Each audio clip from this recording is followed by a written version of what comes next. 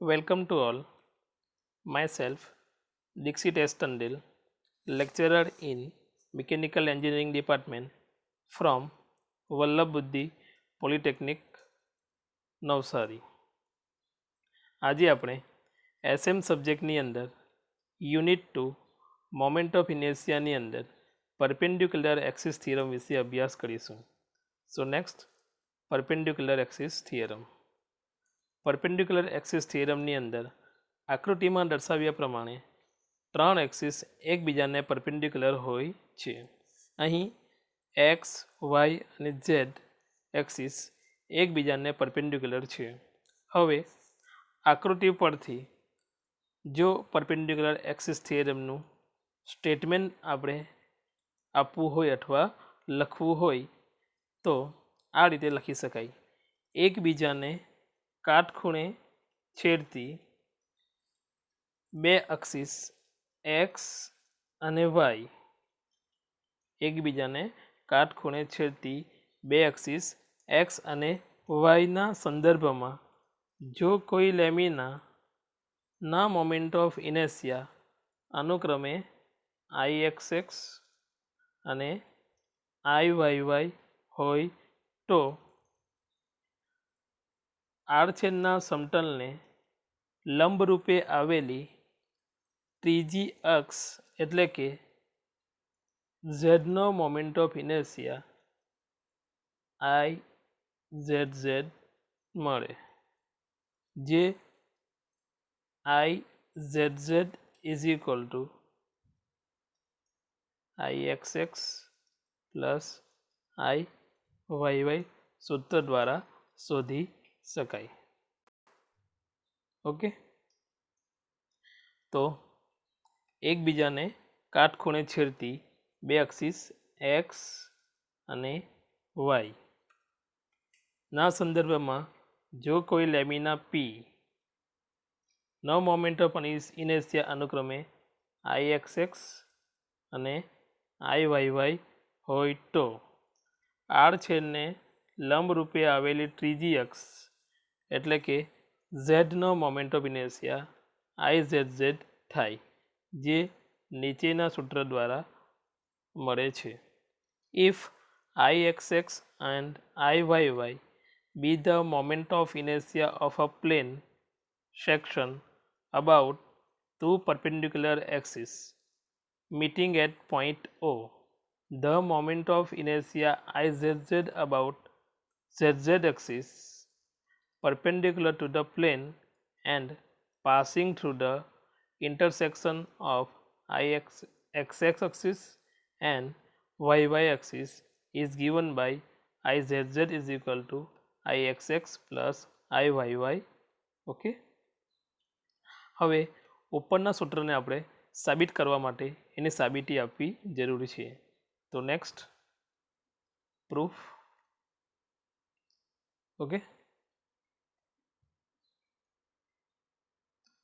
તો consider small lamina P જેનો area DA છે.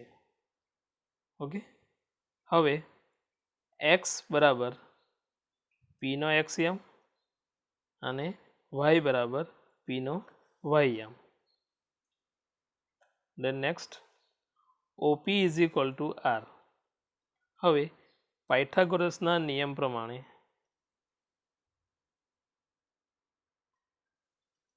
આર સ્ક્વેર એક્સ સ્ક્વેર અને વાય સ્ક્વેર.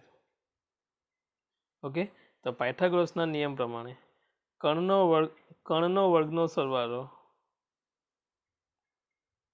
વર્ગ બરાબર બે બાજુની વર્ગનો સરવાળો જેટલો થાય, એટલે કે આર સ્ક્વેર બરાબર x square plus y square જેટલો થાય, જે નીચેના સૂત્ર પ્રમાણે જોઈ શકાય. ઓકે, તો r square is equal to x square plus y square. Okay, then next,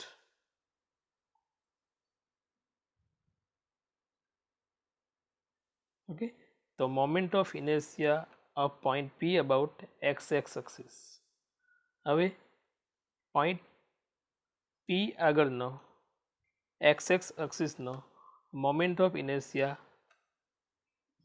ઇનેશિયાની વ્યાખ્યા પરથી જો કરવું હોય તો મોમેન્ટ ઓફ ઇનેશિયાની વ્યાખ્યા મુજબ second moment of area about any reference axis.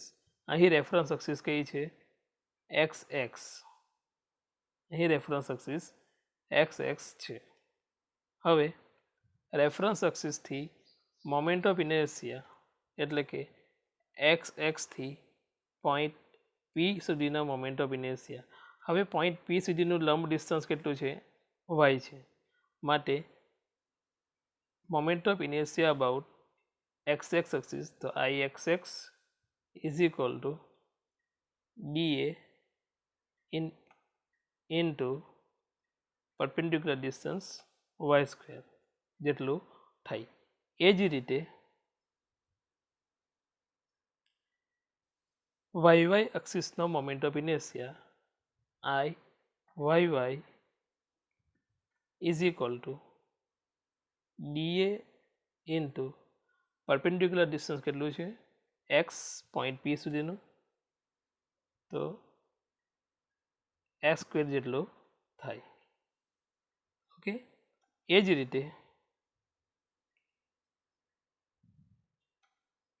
X square જેટલું થાય. એ જ રીતે ઝેડ ઝેડ સુધીનું મોમેન્ટ ઓફ ઇનેશિયા I z z is equal to DA into perpendicular distance r છે, તો આર સ્ક્વેર જેટલું થાય. ઓકે